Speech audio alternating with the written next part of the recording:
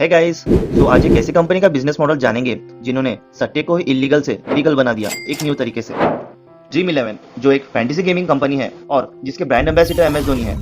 Wait, आपको fantasy gaming का मतलब तो पता है ना? इफ नहीं तो मैं शॉर्ट में बता देता हूँ। दुनिया भर में जो भी स्पोर्ट्स टीम एक्चुअल में खेल रही है, आप उसमें से एक अपनी एक खुद की वर्चुअल टीम बनाते हैं। भले ही इंडिया में न्यू है, बट विदेशों में ये बहुत पहले से पॉपुलर है।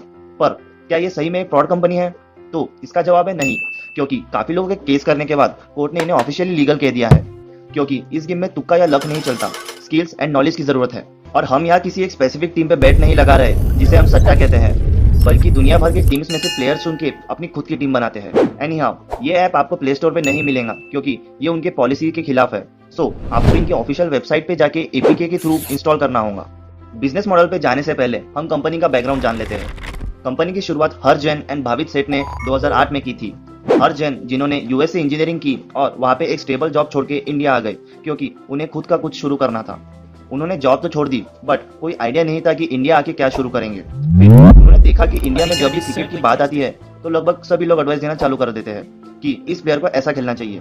तो हर्ष ने सोचा कि क्यों ना एक ऐसी कंपनी बनाई जाए जिसमें घर बैठा आदमी भी अपनी खुद की टीम बना पाए, और फिर भावित के साथ मिलकर ड्रीम 11 की शुरुआत कर दी।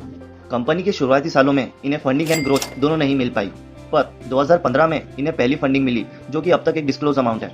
तो हम सारे ही फंडिंग्स देख लेते हैं अब तक की। इन्हें अब तक टोटल 7 फंडिंग्स मिल चुकी है। आप पॉज करके सारे देख सकते हो।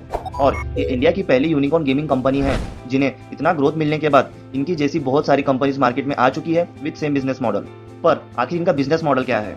ड्रीम 11 बहुत सारे अलग अलग तरह के कॉन्टेस्ट कंडक्ट करती है जिसमें लाखों लोग पार्टिसिपेट करते हैं, एंड वही से दोनों पार्टिसिपेंट्स एंड ड्रीम 11 दोनों पैसे कमाते हैं। सबसे पहले रेवेन्यू सोर्सेज जान लेते हैं कि एग्जैक्टली इन्हें रेवेन्यू कहाँ से मिलता है। Commissions, ads, brand partnership, contest sponsorship. Initially means 2000 के पहले वो सिर्फ एड बेस्ड रेवेन्यू मॉडल पे काम करते थे, जो काफी नहीं था, and later on daily matches के कॉन्टेस्ट में फोकस किया जिसमें से वो कुछ कमीशन ले लेते। सो लेट सपोज कि आपने एक टीम बना दी based on the past performance of the players, and एक कॉन्टेस्ट चुना जिसमें 30 रुपीज का अमाउंट इन्वेस्ट करना है, जिसमें 20 पार्टिसिपेंट्स की जगह है जो कि सेम अमाउंट इन्वेस्ट करेंगे। एंड हाँ, आपको ये सब मैच शुरू होने के पहले ही करना पड़ता है। एंड इफ हम सब पार्टिसिपेंट्स का टोटल करें तो वो कुछ 600 होता है। देन मैच खत्म होने के बाद पार्टिसिपेंट्स को पॉइंट दिए जाते हैं अकॉर्डिंग टू उनकी टीम ने कैसा परफॉर्म किया, एंड वो अमाउंट डिस्ट्रीब्यूट कर देते हैं, बट पूरे 600 नहीं, वो कुछ 70 to 80% ही डिस्ट्रीब्यूट करते हैं। मींस 500 के आसपास का अमाउंट वो दे देते हैं, एंड बचे हुए 100 वो एज अ कमीशन ले लेते हैं, जो कि एक विन विन सिचुएशन है दोनों के लिए। ये तो मैंने स्मॉल कॉन्टेस्ट का एग्जांपल दिया। इनके बड़े कॉन्टेस्ट जैसे कि मेगा कॉन्टेस्ट जो कि 1 करोड़ के होते हैं, उसमें तो इन्हें लाखों का कमीशन मिल जाता है। बट फिलहाल इनके एक्सपेंसेस काफी ज्यादा है, जैसे कि आईपीएल में स्पॉन्सरशिप्स एंड टीवी में ढेर सारे एड्स, इसलिए ये फिलहाल प्रॉफिटेबल कंपनी नहीं है। जब स्टार्टिंग में इनके पास ज्यादा फंड नहीं था तो इन्होंने क्रिएटिव मार्केटिंग स्ट्रेटेजी से सोशल मीडिया में काफी अटेंशन पाया, जिसमें प्लेयर्स इंक्लूड रहते थे एज अ मीम। इनका स्टार्टिंग में मोस्ट ऑफ द रेवेन्यू कुछ 80% क्रिकेट से ही मिल जाता था, बट अब बाकी स्पोर्ट्स के ऐड होने के बाद वो परसेंटेज लो हो गया।